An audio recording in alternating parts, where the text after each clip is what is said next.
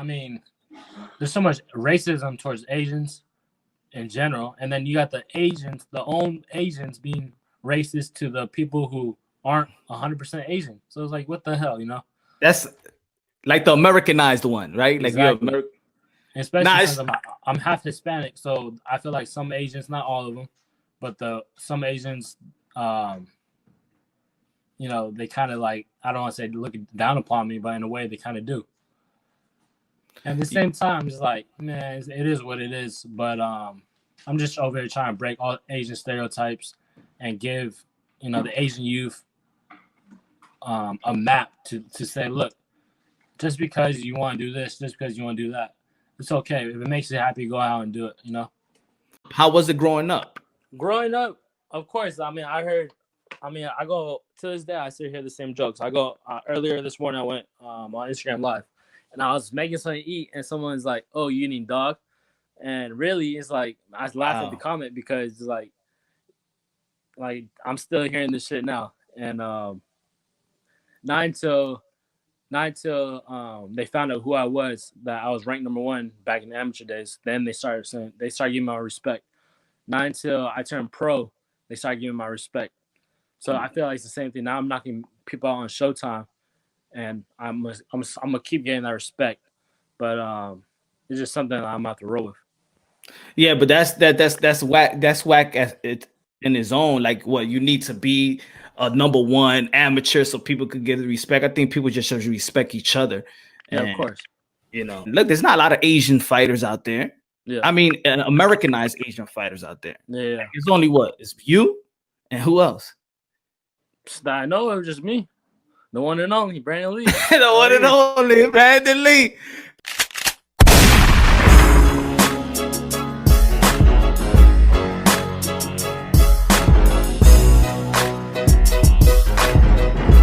Already know this is PUNSH Boxing, aka Mr. Moonshine himself. Ladies and gentlemen, first and foremost, shout out to one of the phenom in the sport of boxing, a potential 2020 prospect of the year, Brandon Lee, the heavy hitter, the knockout artist, Brandon Lee. Shout out to Brandon Lee.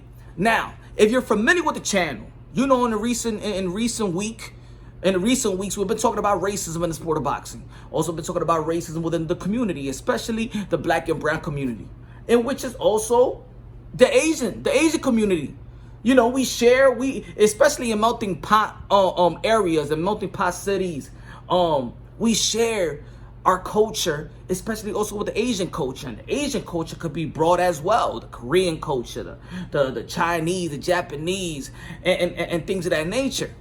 Now, when you talk about racism, and if you follow the channel, you know there's people that out there that was disagreeing with your boy Punch Drunk. There was a lot of people that agree with me.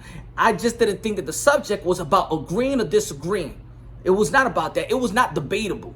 It's not a subject that's supposed to be debatable. It's not a subject that's supposed to be agree or disagree or people with the pushback. It's all about acknowledgement. Now, when we talk about the community, right? There is great camaraderie when it comes to black and brown community, right? There's a camaraderie. There's people out there that even was Latino and saying, nah, Punch, I don't understand what you're trying to say. I didn't go through that. There was a lot of Latino also. You can see it in the comment box that you know. They agree. They experience whatever that I experienced. There's a lot of the Black America that was like, come on, Punch, what you talking about? But there was also Black America that also agree with me and identify and acknowledge what I was talking about. So there was all this, you know, back and forth. It was people debating. It was not supposed to be a debate. It's supposed to have at least a dialogue. This wasn't supposed to be somebody against who or race against this. No. If we have a camaraderie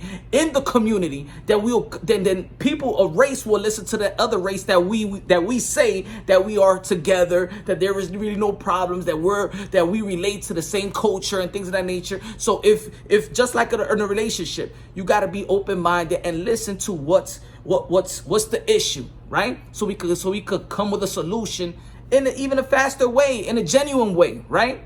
So there is a culture also, because I spoke about the Latino culture, but there's also a culture that actually their culture stays quiet. quiet. You know what? There's other culture that actually stays quiet when we talk about racism and oppression and things of that nature, because we understand here in America that Black America has gone through it the most, has gone through the worst. You understand what I'm trying to say? So then there's other cultures that's also going through it, but we understand that Black America has gone through it here in America. So it was never really the right time for any culture to actually, give their side of the story, give their side of being oppressed, of being racist towards too, because Black America, I mean, they ain't gold. Somebody will come out of nowhere and say, but what about 400 years and things of that nature? And also, I got to say this, there is a culture within Black America, because of history, feels like Black America can be racist towards anybody. And I think that's wrong. I think that's absolutely wrong, 100%. Anybody could be racist. Any race could be racist towards another race. So we really gotta be humble about that. We really gotta be humble about everybody else's struggle, everybody else's oppression, everybody else's, cry, pain, and things of that nature. We gotta acknowledge it. It's not to fight it, it's not to be pushed back. And there's other people that be like, well, I don't care, I struggle, my people. No. Doesn't matter the levels towards it. There's people out there, there's a race that's been struggling, there's a race that's been racist towards too, and everybody got the time to say their say. Whether P is gonna hurt somebody else, whether it's gonna hurt the other race because they hear about it another race, there's nobody, because you're saying, because a person experienced something, that doesn't mean you could just sweep it under the rug. No. If there's Latinos saying, you know what, since Latinos and Blacks are in the same community, and they say, you know what, there's Latinos out there that have stated they have experienced more racism with Blacks. Not because they feel like Blacks is more racist. It's because when you're in the same neighborhood, if it's Black and brown, you're going to experience fighting. You're going to experience bullying. You're going to experience racism. You're going to experience the worst from your neighbor. You understand what I'm trying to say? You're gonna experience everything. I'm born in the hood. Washington Heights, Harlem. So think about this. So if I go outside, guess what? Every time I step outside, I didn't worry about a white man killing me or fighting me or things of that nature. I'm just giving you an example. I didn't worry about that. I wasn't raised with white people. I would think that if something happens to me, I'm getting into a fight or I get jumped or a gang of this, it will be from a Latino or from a Black. And that's what it is. So when there's an experience out there, when I was stating earlier in the week, from a Latino's point of view, because there is racism towards Latinos from Blacks, vice versa. But guess what? There's racism towards Asian people from Black and Latinos and from whites. And then there is towards Asians towards others. But we gotta listen to the Asian side. We gotta listen to it, because we already know that when we're talking about a struggle, we don't. Let's say, for example, the Black struggle. You don't want to hear somebody say, "Well, what about Black on Black crime?" Because they're trying to sweep it under the rug. Because they're trying to fog up what you're really talking about, what you're really crying out for, what you want people to understand, what you want people to acknowledge. That's like when somebody look at me, but be like, yo, but Punch, you not Latino, you Black. Yeah, you won't. Yeah, I'll say Black. And then when I say Black, guess what it does? Then I don't have a say so. I can't talk about the Latino struggle because you're Black. So by saying that, you want me to sweep the Latino struggle. You don't want to acknowledge the Latino struggle because you're just going to push me into but you're Black though. What you talking about? No. And you can't do that with the Asians as well. There's a culture within the Asian community, just like Brandon Lee have stated. He has gone through racism, and has gone through racism towards, hatred towards his own kind that don't acknowledge him because he's mixed Latino and Asian. So if you're not pure Asian, they look at you like, yo, it happens with the Asian community. It happens, then there's racism. There's this racism towards Blacks and Asian. There's racism towards Latino, like I said earlier. But they got a voice too. And they're going to have to express their story. You know what the best thing that we could do as Latinos, as whites, as Black, is to shut up and listen. Shut up and listen. You can't go in an argument, what about me? But what about me? But we went through this, but we went through that. No. What we need to do is shut the F up and listen to somebody else's struggle. And then we come with a conclusion because we're genuine. This is our community. You understand what I'm trying to say? So, in boxing, because of course I say that boxing translates to life itself. We all live a 12-round bout. We all live in a 12-round bout. There's struggles, there's highs and lows. Sometimes we need to take a knee to move on to the next phase. Somebody got to take a knee to move on to the next round. Nutrition, we can't shortcut life. You can't shortcut in training camp. You're going to get yourself hurt, right? A lot of people's defense is protect yourself at all times, right? That's, protect yourself at all times. We want to protect ourselves. We want to protect our family. We want to protect our soul. So there is a culture within Asian America that they go through it. I've seen it with my own eyes. I live in the hood. I see people rob Chinese stores. I see in New York City itself, Asians are the most bullied kids in the public school system. Immigrants are the most bullied kids as well. But Asians have taken a lot of hits even throughout the struggle in America. Wow. Black America was always struggling. There was a struggle within Chinese as well. And I understand there's going to be people that's going to be, but you have to listen. You have to listen. It's not only your struggle. It's not only your struggle. It's not only you that's been oppressed. It's other people that struggle. It's other people that faces racism. It's other people. We have to shut the F up and listen to everybody else's story if we're genuine. If you don't want to listen to everybody else's story, you know what you're going to create? Then you're going to create this pushback. Then you're going to create the I don't care about you because you don't care about me. You understand what I'm trying to say? And I'm not saying specifically me. I'm talking about if I was an Asian man or if I was a Latino man, if I was a black man. If you don't care what I have to say, if you don't want to give a damn about my outcry, if you don't care about my passion and me telling you for you to acknowledge what other people have gone through, then little by little, we don't care about you. You don't care about me. You don't care about them. Them don't care about you. And that creates this chain of a, war. In the reality, there should be no race war. Like I had a video when people talking about, Punch, you trying to create a race war. You trying to create division. No. I'm trying to create unity. But I also want you to acknowledge that there is a problem that we can all fix easily if you take the time to shut the fuck up and acknowledge other people's struggle. That's all. I don't want to hear if I have a problem. There's a time for you to tell me your problem.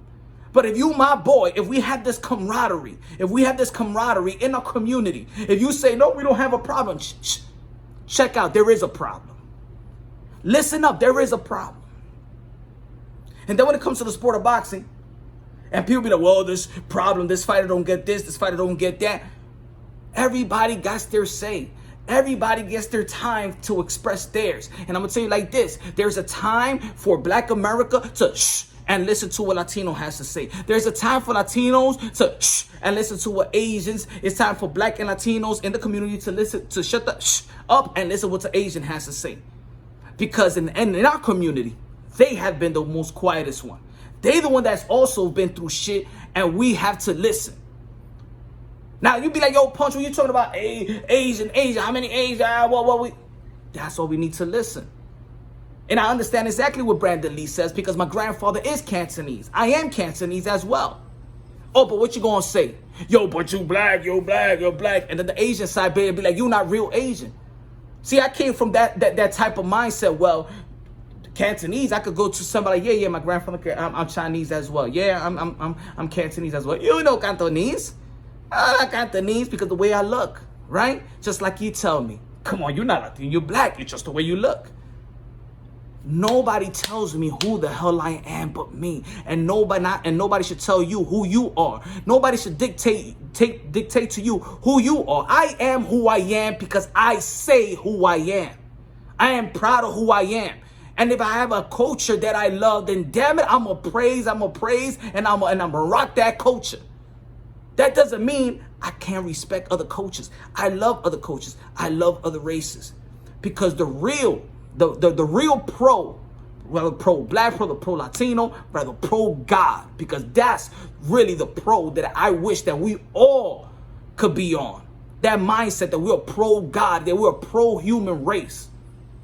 But if we want to talk about race each and every time, and there's some division, and I want to explain this also on my live show that I'm going to have tomorrow, and I hope y'all tune in. And that doesn't mean I'm here to agree. Y'all got to agree or disagree, because for me, it's not something to agree or disagree. It's about a dialogue. You don't debate this like it's a win and a lose thing. No, no, no, no, no, no, no. There is also a culture that likes to preserve racism. There's a culture of people that don't want unity, that wants division. Preserving racism is very lucrative. Very lucrative. And if we don't identify that, and there's other people that's smart enough and they capitalize off that. There's channels out there in the YTBC that capitalize off that. That they could say they pro this and they pro that, but then you look at check out their household and they're dating something that they're not preaching, right? They're dating another race, right? Their wife and their significant other is somebody else. But because it's lucrative, because racism is lucrative, or race, or picking just one is lucrative, they gonna spin that narrative towards you. And the people gotta wake up that follow those channels and wake up, because the people that's telling you that don't even believe it. And you know who I am. You know who I'm talking about. You know who I'm talking about. You're trying to capitalize off the division. And that's why you don't want unity. You want to capitalize off always explaining that, yes, it's racism. No, no, no, no, no, no. You're trying to capitalize off that because you know it's lucrative. You know it's a good super chat. You know there's a cult that you could create. You know there's a pain out there. You know there's an emotion out there that you want to keep alive. And when I'm talking about preserving racism, because I feel there's also people out there that has racism trauma, that have this type of emotions from generations and generations to come. There's other people that have adopted some type of feeling that they really never went through. They trying to preserve it. To have this self-victimhood, to blame everybody else's, and don't have no accountability, because we live in a society where there is no accountability, right? Correct? We live in a society where nobody want to take responsibility. We would say live in a society that we want to point the finger to everybody else and blame everybody else for your shortcomings. Well, I'm going to identify that. I'm going to speak on that, because we got to get to the root of the flaws within our community. We also have to acknowledge everybody else's struggle. And everybody goes through it. Regardless if you went through it more than that other person, that other race goes through it. So I want to thank Brandon Lee for sharing the Asian part of racism. And I think that we also need within the community to have our ears open. It's not a war. It shouldn't be a division. It's something to unite. It's to create a solution. But if there's pushback, then the other race will push back, and you keep on pushing, and you don't want to acknowledge. People are going to make you acknowledge, and that creates the war. Doesn't have to be there. But I'm going to say it like this, and I'm going to say it again. Everybody has faced oppression. In every corner of the world, there's been oppressor and oppressor. Everybody. Anybody could be racist. Doesn't matter what type of history there is. A person-to-person racism, yes, there's systematically racism, yes. Person-to-person racism, that can happen. Let's not neglect that. If you neglect that and you don't want to and you don't want to acknowledge anything, then you're gonna create this type of energy that we don't need. So, everybody, I'm going to go live tomorrow. We're going to talk about preserving racism. Preserving racism is the cancer in boxing, and it's also a cancer in the community and society. Remember, there's media out there that wants to push this type of racism so we could be divided, so we can have these conversations, but it takes us within the community to look at each other and identify what they trying to do. If you don't understand what I'm saying, that's a problem. If you don't want to acknowledge the problem, that's a huge problem. And if people can't talk and have a dialogue and genuinely understand what I'm saying, what other people may be saying, that you're people out there that just want to be like, oh, this guy is talking about this and this, that. When we can't talk, that creates the war. Anyway, yo, again, at the end of the day, man, we're one race. We're brothers and sisters in the brothers and sisters of the Most High, sons and daughters of the Most High. Y'all already know, man. Love y'all. God bless, and on to the next.